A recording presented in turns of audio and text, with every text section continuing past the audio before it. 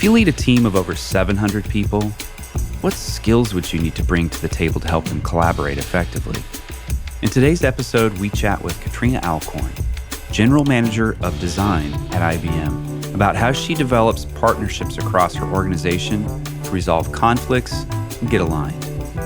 We also talked to Katrina about the challenges that large teams face in remote and hybrid environments, how her training in journalism influences her work as a leader, and what she learned about living a balanced life from writing her book, Maxed Out: American Moms on the Brink.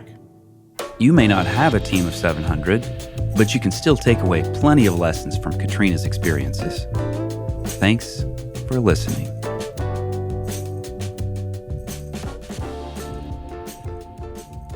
Support for Design Better comes from Gusto, who make running a small business easy. Get 3 months free at gusto.com/designbetter once you run your first payroll. Running a small business is hard work, especially all of the payroll, quarterly tax filing stuff, and HR things. I'd rather be focused on my business and my customers than dealing with the administrative duties. But Gusto makes it easy. They automate the complicated parts of running a business. With Gusto, I never miss federal or state payroll tax filings, and I love the time off requests and time tracking tools. Gusto even offers a small group health insurance option for nearly any budget. When you run into issues you need help with, their HR experts are ready to help. It's a very well-designed product, easy to use, and great emotional design that will put a smile on your face. Design Better listeners get 3 months free once they run their first payroll. Just go to gusto.com/designbetter. That's gusto.com/designbetter. I've worked with lots of search firms, both as a leader searching for new talent for my teams, and as an individual exploring new steps in my career. But I trust none more than Wirt & Company. Since 1995, Wirt & Company has been the design community's most trusted search firm, co-founded by a designer and led by a CEO who has in-house operational startup experience. Wirt & Company is guided by the principle that creative leadership is essential to business success. They've helped some of the most admired brands from early-stage startup to Fortune 500 build world-class creative teams. We're talking about companies like Airbnb, the New York Times, the Four Seasons, Notion, Figma, Google, Cartier, and Fair. Not bad. If you're looking for a partner to help you find the right person for a critical role, look no further than Wirt & Company. And if you're looking for your next design leadership role, Wirt & Company will guide you through the process as a friend and a champion throughout your journey. They take the time to get to know you, to understand what you need professionally and personally. Whether you're looking for your next role or your next team member, Wirt & Company can help you find a meaningful relationship. Visit wirtco.com to learn more and get in touch. That's WERTCO.com. Katrina Alcorn, thanks so much for joining us on the Design Better podcast. Thanks for having me. So you have recently stepped into a new role at IBM. IBM, if listeners haven't been paying attention, has made huge investments in growing and expanding its design practice, its design team. It's one of the largest design teams on the planet of any companies to our knowledge. And I think that remains true today. And this past year, you stepped into a new role, an executive role, 700 people on your team. And that's a lot in regular times, but during a pandemic, it's like a new level of complexity. Could you talk to us about the new role and the vision for what you're doing and how you're navigating that transition during the pandemic?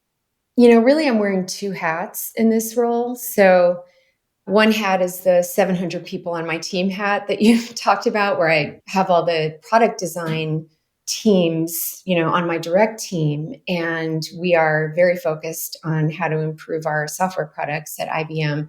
But then the other hat I wear is really general manager of design for IBM proper. And that's the 3,000 plus person design team across our different functions, across consulting, software, hardware, and even our corporate functions. We now have design executives in all of our corporate functions. So I find I go back and forth, but in the general manager role, really what I'm looking at is how do we drive pervasive excellence in design across the entire company?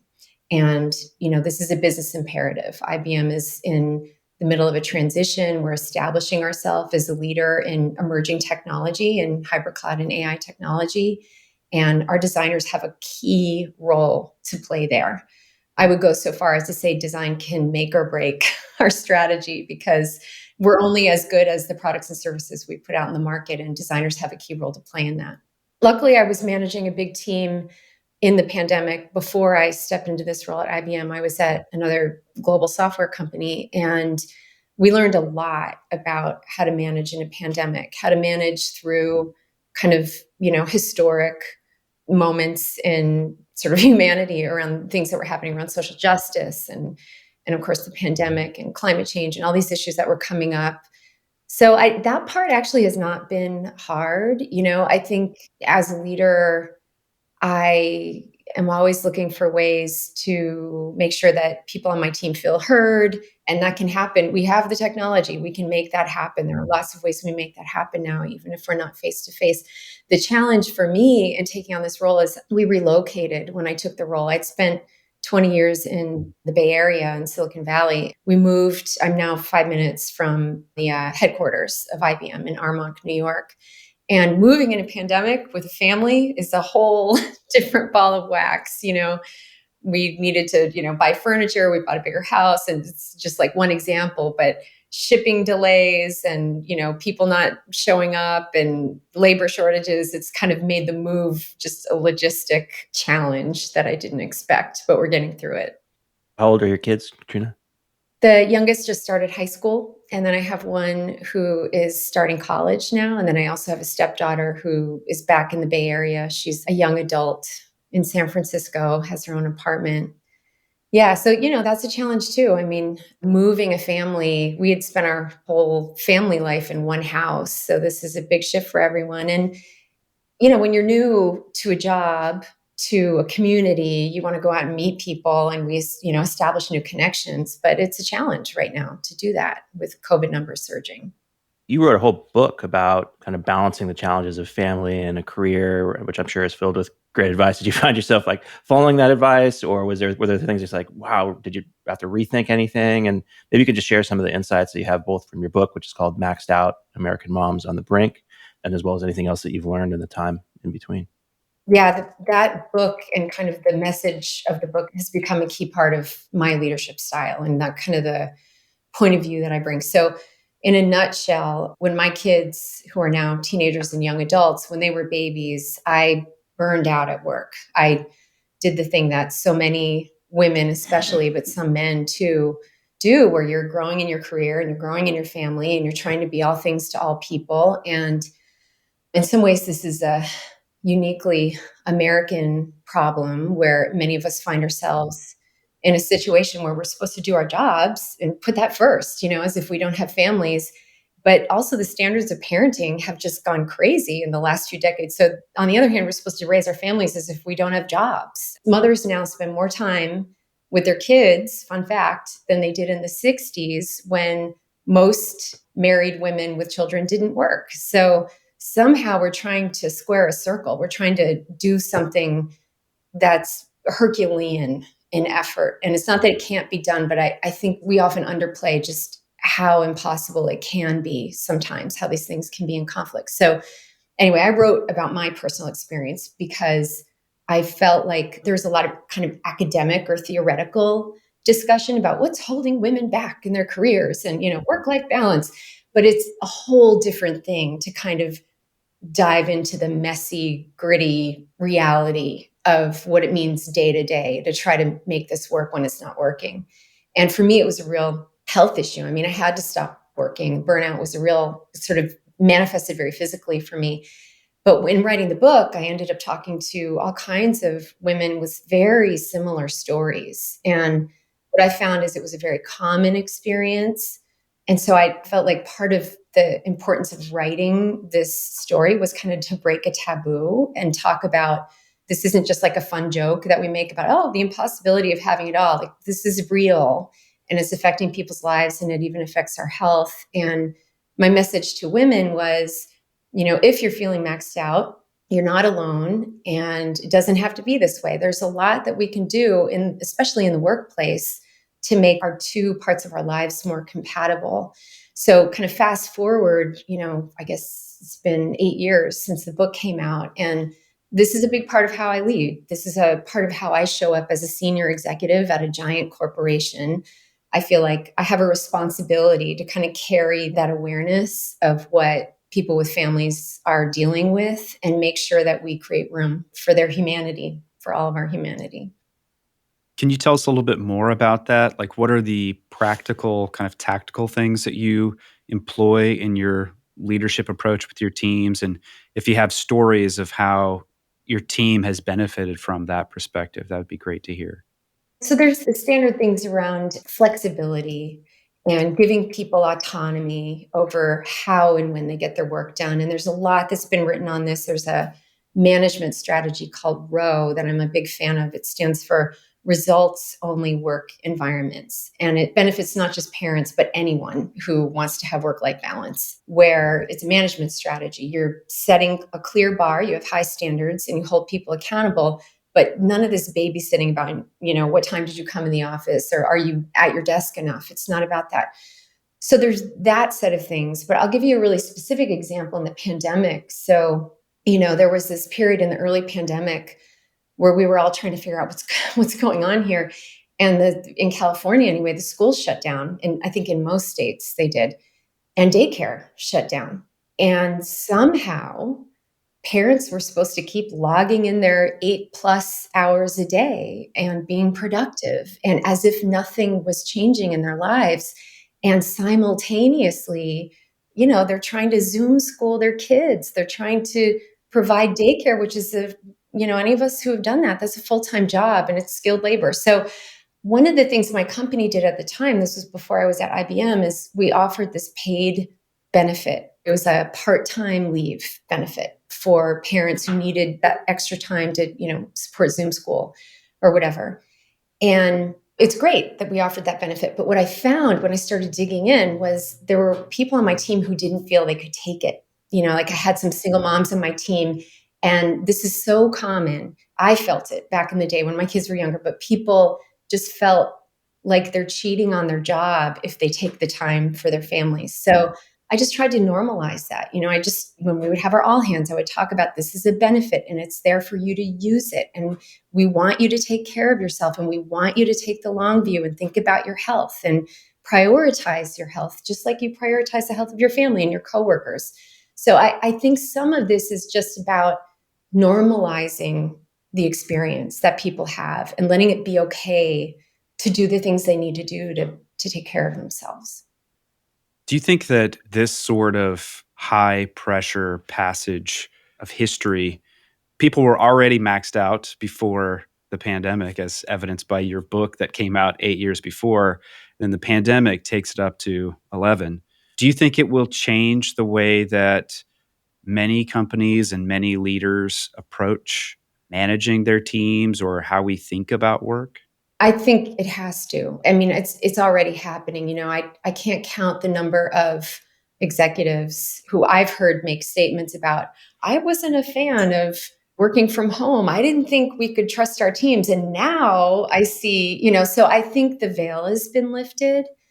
I think it's too soon to say what impact it will have long term. I'm very concerned about setbacks for women in the labor force and in, all the issues around like pay gap and just gender equality. We've seen a record loss of women in the labor force just in the pandemic, and it's a direct result of the stuff we're talking about. Katrina, I'm curious, in writing this book, and I believe you've done other writing, Aaron and I also write together both professionally and on the side. And I'm just curious how you feel that the act of writing and practicing writing kind of influences your leadership style and influences the way that you view design and design teams. I've always felt like my superpower in the tech world really comes from my background of being a journalist. So I was a journalist and a documentary filmmaker. That's where I did my graduate work. I had this whole very short but exciting career. I made a PBS show that was broadcast on many stations. And when I switched to tech, I noticed that these skills around writing and speaking and just putting the right words to thoughts were missing in our industry. And so I do feel like that's something that set me apart over the years. And I'm still figuring out how to use those skills in this environment. So As an example, so I started this job at IBM 6 months ago. Amazing job. This is a dream job for me. I'm pretty sure it's the biggest design team in the world, this design practice at IBM.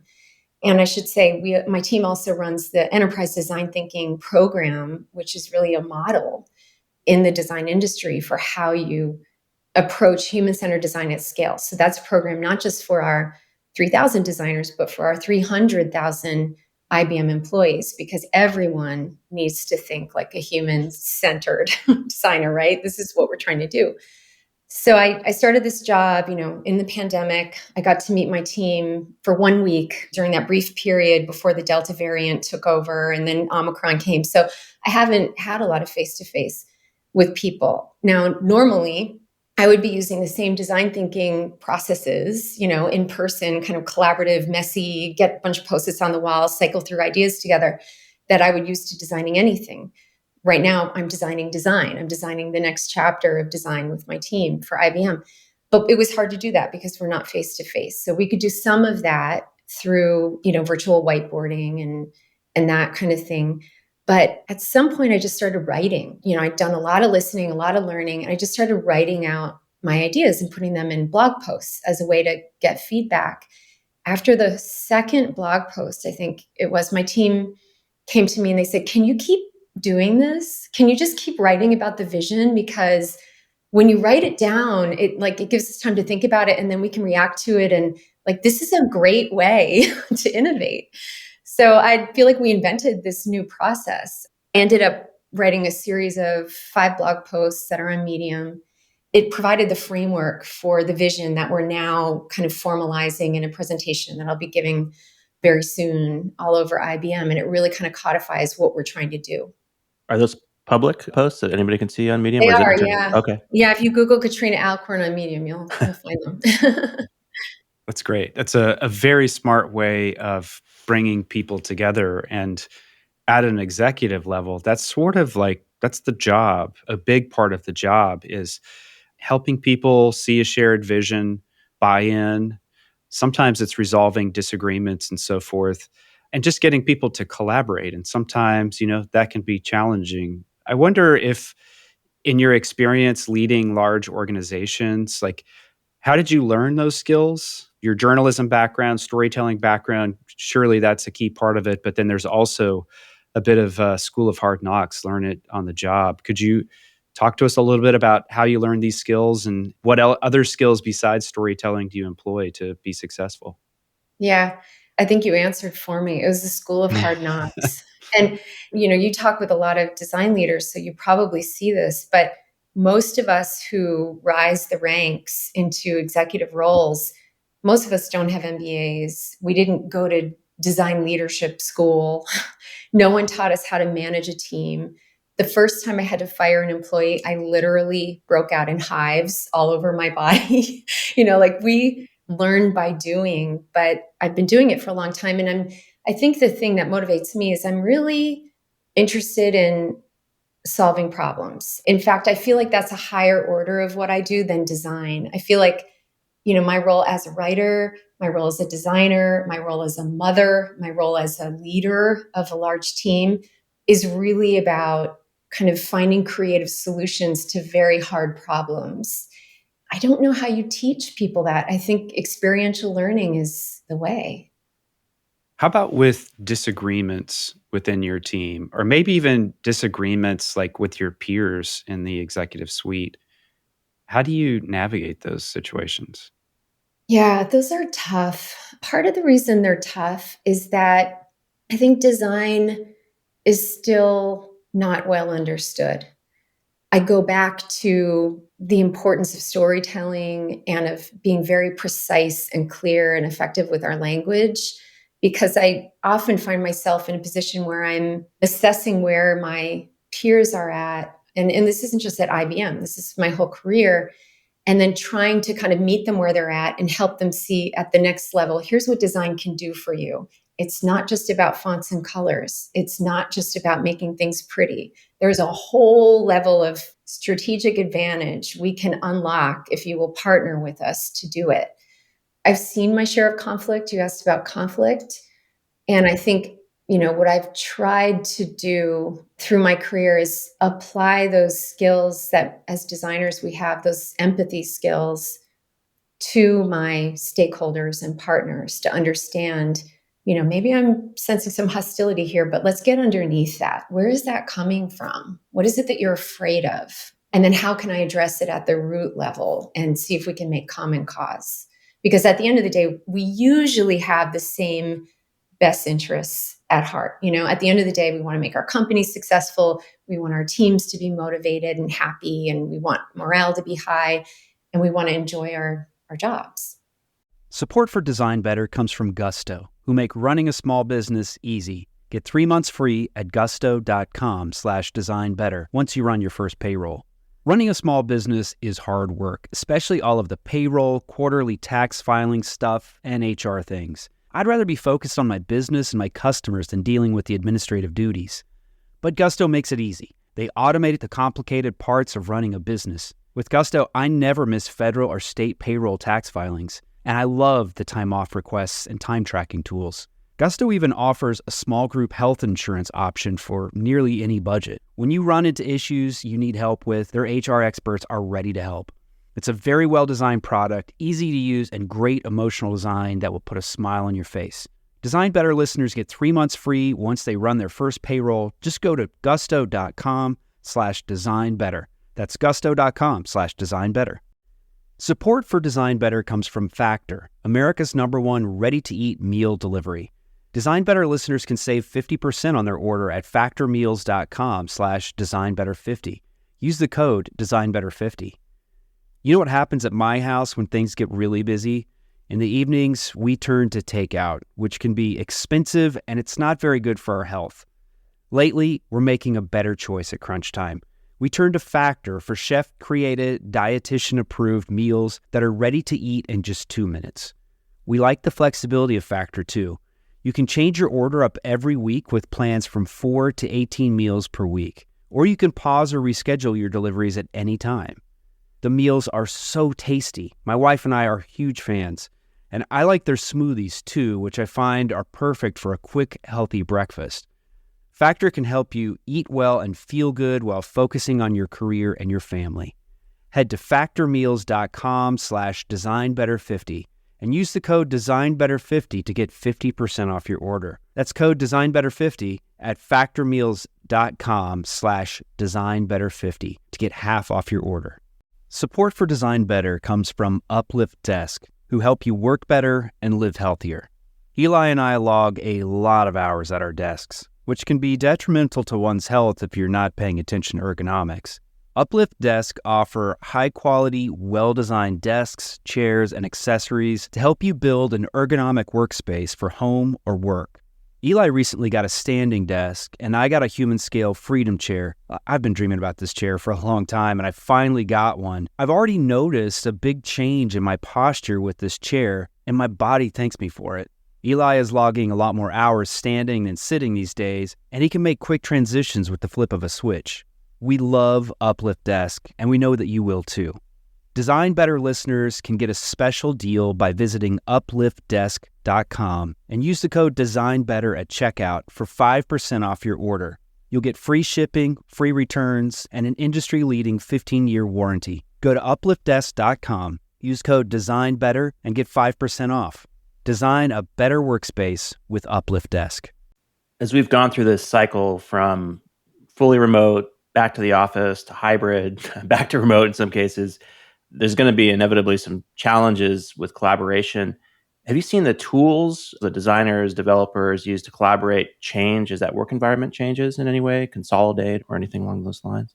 The tools for collaboration, obviously video conferencing is something we used before the pandemic, but now it's a must-have. I don't know any team that can live without it. And then the virtual whiteboarding, having ways to collaborate virtually on a screen that takes the place of that hands-on activity, that it's so great to be able to do that face-to-face, but it's very, very difficult to do that now. So I think I've seen the teams I work with get just much more skillful at how to run, remote, for lack of a better word, brainstorming or design thinking type activities.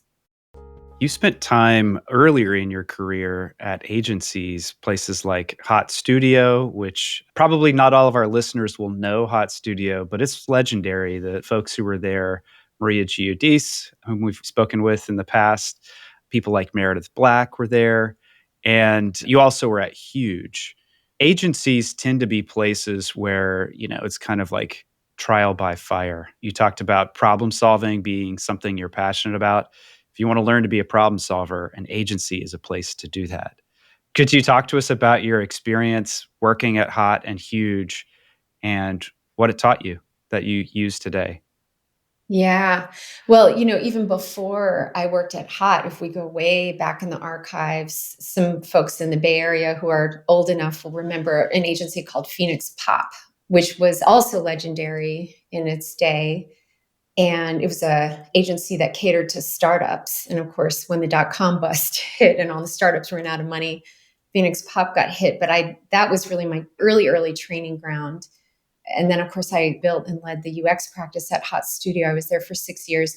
I consider Maria Giudice formative teacher and mentor. She taught me so much, and she's just such a talented sort of force of nature. She's awesome. She is, and she's an interesting person because she's so uniquely herself and unapologetically herself. And I mean, that's always inspiring, but then also seeing a woman kind of being quirky and, just being so unapologetically comfortable with her authentic self has been really great for me.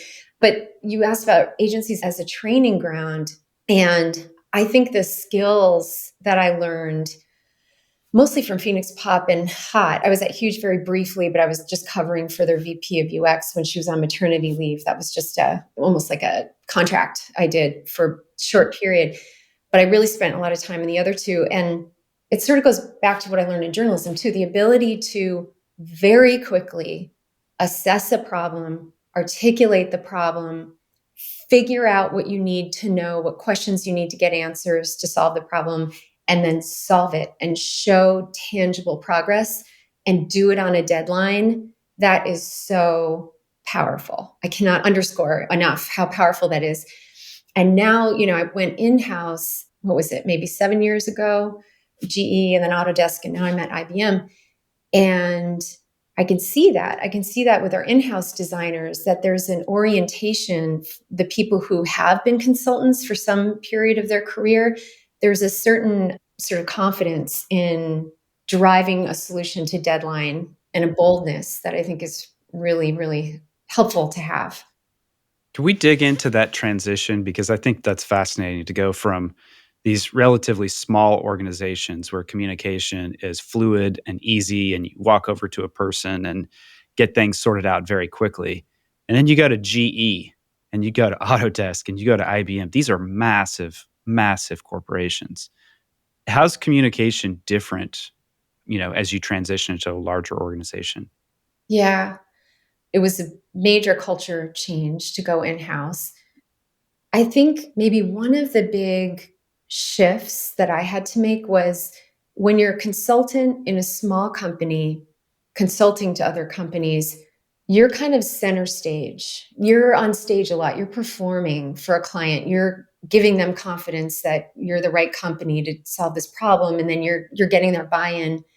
And it's very much about you as a influencer, as a thought leader. And then you go in-house and it's much more about we. It's, often the way you get things done is not to take credit. It's to make sure everyone else who could be a detractor feels like they're winning something and they're getting credit. And that's how you get your agenda to get other people to execute on it. So I think that was a really important thing for me to learn, was just how to see myself as part of this much broader network of people who need to get things done, and how to make sure that they feel just as invested. And it's not about me. As you've made these sort of career trajectory leaps to larger and larger teams, I'm curious what's helped you kind of make those leaps. And you mentioned mentors, maybe like Maria Giudice. Were there other mentors? Were there books that helped you? What helped with that process? Maria was a through line. She's always been a mentor. and she and I are still in contact. I always feel like I can call her. It's really important to have that kind of sponsor in your life who's a little farther along in their career, who you can tap into for advice. I think I've been lucky. I've had a lot of really good managers, and probably most of them did not have design backgrounds, which is interesting because that can go either way, right? You can have someone who doesn't understand what you do because they've never done it and they devalue it or they think they know the answer. And I have seen that. But more often, what I experienced was people who knew that they were not the expert in design, but they valued it and they kind of lifted me up as the expert. They relied on me, but also showed that they had faith and confidence in me. And that's really important. I don't know how anyone can get ahead in their career without having those sponsors along the way, whether it's formal or informal. In terms of learning, I'm a big reader, but to be honest, I don't like reading a lot of business books.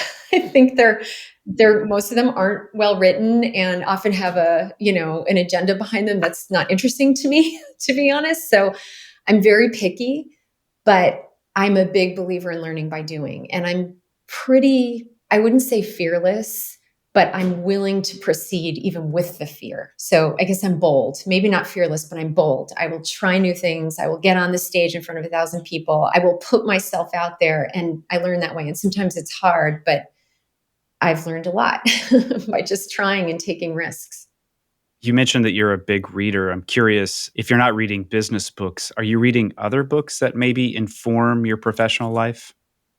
Yeah, I read a really eclectic variety of fiction and nonfiction. I recently read Breath, which is a science nonfiction book about sort of the ancient practices of breathing and what we know about the human body and how we've evolved. And fascinating, probably has nothing to do with design, but helped me understand my humanity and my evolution better. I'm reading fiction right now. I joined a book group. This is how I'm meeting people out here in Armonk. So we're reading Cloud Cuckoo Land right now. And I don't know, it's a big mix of things. I'm a big reader of The New Yorker too. So I'm a fan of creative nonfiction. I think if I'd stayed in journalism, I would want to be doing that type of writing. I read about design, but it's really great writing and great reporting. Apart from, work and design related stuff, what kind of rejuvenates you, outside your office life? What kind of things inspire you and you enjoy? Well, I'm a long practitioner of yoga, and I started a meditation practice a few years ago, which I feel like there's so much for me to learn just in my own mind. So those are things that I try to bring into my daily kind of experience. Back before COVID, I used to take a lot of dance classes. I love to dance and anything physical that kind of gets me out of my head. I recently started taking a drawing class with my kids. So, my youngest just started high school. Anyone who has parented teenagers knows that they just want to be in the room with the door closed, and it's hard to find ways to connect. But both my kids are really into drawing. And so when we moved out here to Westchester, somehow I convinced them to take this. It's actually a teen drawing class, and they let me take it as an adult. And it turned out to be this incredible thing. It's this little drawing class in a church basement. I had very low expectations, but it's taught by this world-renowned illustrator named Alan Reingold, who has done all the portraits of all the presidents in our lifetime. And he knows just about any movie star you can name. He does all the movie posters for Marvel. And he's just a light. He's got all these interesting stories. And so I'm learning how to draw after, years and years of only doing drawing on a computer, which has been wonderful. Katrina, maybe you could go into a little more detail about the design practice to IBM and any ways you're trying to evolve it or expand it. This may be one of the most, if not the most interesting challenges of my professional career. So when I took on the role as GM of design 6 months ago at IBM, I spent my first week on the job just getting presented to by all of our design executives. We've got dozens of design executives now around the company. And, we're not only one of the largest or the largest design practices in the world, but we've got thought leaders in AI. We have thought leaders in design thinking. We have this world-class training program we call Patterns, which has won awards. it's not just designers, it's the practice, it's the approach to design, it's the way we work. And my role was to define the next chapter of design at IBM. And so I've been doing a lot of listening and learning. And there's something that my predecessor said early on to me. I asked how we were doing with design, and Phil Gilbert, who's the former GM and who did an amazing job building up the practice, he said, we have pockets of excellence. We need pervasive excellence. So that one comment has kind of been the beginning of what is becoming our whole vision for the next phase of design. And I think of it as designing design. Like we're figuring out how to put design to its highest and best use. I'm not just trying to convince people to hire designers. Like we're past that. Now the question is, how do we make sure that we are unlocking the value of having these designers and making sure that it's really changing all of our products and experiences that we put out in the market to be the best that they can be? The light bulb went on for me at some point when I realized you can hire the best designers in the world, but you will not get great work unless you create the conditions for their success. So that's the vision, is we're focused on creating the conditions for success, making sure that we get the value out of this incredible investment we've made in design. And so I'm going to be focusing our teams on a couple areas where I feel like we've got room to grow. And one is around customer research. We design products for people with really specialized skill sets. They have highly complex, sophisticated jobs, and our software and products are supposed to make their jobs easier, but we can't guess what they need. We have to have access to these people, and we don't always have easy ways to get their feedback. So that's huge.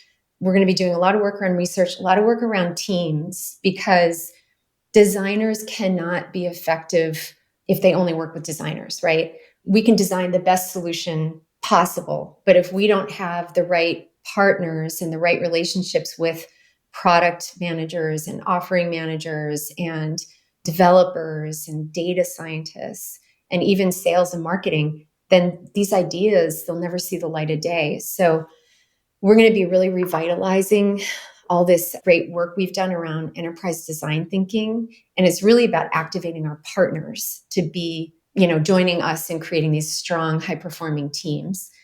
And then the other area we're looking at is continuous learning. And again, we've got all these great starting points. We have this award-winning bootcamp program for early hire designers.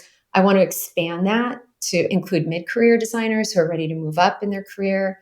We were talking before about what kind of training did you have to be a manager? Well, I didn't have any, and I think most people don't have any, but we can fill in the gaps there a little bit and help people grow. We have a very ambitious agenda, but it's exciting. And when I look around at other companies, there's no model, like there's no template where I can say, well, we need to do what they did over at company X. So that's really exciting to me. I feel like we are figuring this out, and we're kind of on the vanguard of figuring out what it means to drive total excellence in enterprise design. You mentioned that there are certain conditions that are needed for designers to be successful. Some of those are in the realm of control that you could define. Here's how we do research. Here are the step-by-step practices for design thinking and how we run sprints and so forth. And then there are factors that are not necessarily in our control, but maybe we could influence. So specifically, like when you're a designer or a small design team working with engineers who have been at IBM for 35 years, and they haven't partnered with designers in the past and maybe don't quite understand the discipline. That can be one thing where you could educate and kind of influence to a certain degree, but you really need that partner to assume good intent, that the designers have some value to contribute. There are probably other factors as well, but how in your model, as you're thinking about this, those conditions that designers need to be successful, how do you account for those areas where you have less control? That's a great question. And that is kind of the underpinning of a lot of this vision. So, there's three areas where we're trying to change the conditions, make the conditions better. One is around insights from customers. One is around strong cross-functional teams, and then continuous learning. The teams piece is squarely in the middle of what you're talking about. And it's less about the designers doing something different. And, there's things we can do better, but it's more about how do we activate the rest of the company to think like a designer, frankly, to understand how to leverage their design executive and the design leadership to make sure that they are pointing their products and services in the right direction. Again, I think our enterprise design thinking program, which, the team under Phil Gilbert created at IBM over the last 8 years, that is one of the anchor programs that will help us do this. So one of the things I'm going to be doing is, as I start to shop this vision around, is asking everyone in the company to get their badge in enterprise design thinking. And it's really about helping, empower our cross-functional partners to be great partners, to be on the same page with the rest of the team on how we deliver excellent products and services to customers. I will call out, I'm lucky that there is a job for general manager of design at IBM. A lot of companies don't have a role like this. I think at some companies, they would call this chief design officer. That title means something different at IBM. We have different chief design officers for different divisions, but in creating a general manager of design role, it sort of gives me permission to lobby for better practices. So, one of the reasons that we moved to RMOC is because I don't have a design team in RMOC. My designers are in Austin and Germany and, all over the place, all over the world. But here in RMOC is where our senior executives are. And those are the people that I want to really, lock arms with them and say, listen, our teams can help you get to where you want to go. We can help you increase revenue. We can help you increase adoption. We can help you increase sales. Here's how I want to work with you to do that. And here's the things we need from you. A lot of those conversations are about, there are blockers, for example, on some teams to getting access to customers. I see part of my job is just lobbying to remove those blockers and make sure that our senior executives see that they have a role to play in helping design be successful. I'm sure you're growing your team and you're looking for more designers because, that's just the world we live in. It's hard to recruit people these days. Anything you want to put out there as far as just like the exciting challenges people are working on or things that would, make a young designer want to try IBM as their first career step? There's a couple things. Why would you join IBM as a designer? What I would say is if you, want to make cat videos, go to a startup, go somewhere else. But if you want to design things that fundamentally affect how people live and work, come to IBM. We have millions and millions and millions of customers around the world that use our software and hardware. And we're on the vanguard of innovation around things like artificial intelligence.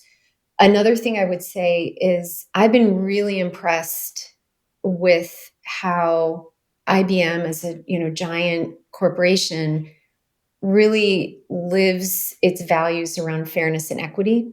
We're doing a lot of work and it's real work. It's not lip service. I really feel like there's a groundswell of belief in, making sure that our AI processes remove bias and create more fair and equitable experiences, that our teams themselves are diverse in racial backgrounds and gender and sexuality and all the different dimensions of the human experience. And we're investing in making sure that that's happening. So it's a dynamic place to be. And I'm really picky because I think of myself as a do-gooder. A lot of us in design, we're motivated by a lot of things, but we're really motivated to make the world better for others. And I feel like this is a company that lives out those values in important ways.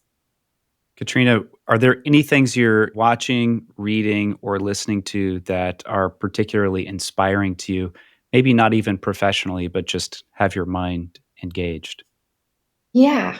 The one that comes to mind is the Beatles documentary. So I just finished watching all 8 hours with my husband and daughter. We're Beatles fans. My husband was a music writer, so he goes really deep on music lore. I like the Beatles. I've always liked the Beatles, but I thought I'd get kind of bored by the documentary. I was riveted. And I was riveted not just as a music lover, but as a creative person and as a design leader. It's moving to me. What I saw in so many of those sort of cinema verite scenes was this group of really creative people who just lived in playfulness. There were so many scenes of John or Paul like singing in a weird voice. They would play music all day, practicing for their big concert or they had a bunch of creative projects going on. But then in between practicing, when they weren't recording, they would play other people's music. That's how they rested. They would play in accents, and there was just this playfulness. And it's got me thinking, how do we bring that playfulness into our work lives? Because we'd all be happier. And I believe it would get our brains to work better. It would make our brains, consider things from different angles and come up with better solutions. Yeah, it's a great observation. That was exactly my takeaway from the documentary Oh, series as good. well, was just the fluidity of play and the purposelessness of so much of all of those 8 hours. There's like a tiny fraction of it where they're actually writing a song for an album. Yeah. But that's because they had to have that discovery. And so much of our professional lives is about a linear journey from A to B. Yes. But the creative process is not linear most of the time. It's really about discovery and accidents. Yeah, we have to find a way to bring that back because, we are so task oriented in our work lives. And yet we're being called upon to solve some really thorny challenges that, like you said, it's not a linear thought process to get to a solution. We have to play, we have to consider different angles, we have to loosen up and explore. I'm thinking a lot about that and how we can kind of bring that into what we do. Fantastic. Katrina, thank you so much. This has been a great conversation. Thanks for joining us on the Design Better podcast. I really enjoyed it. Thank you.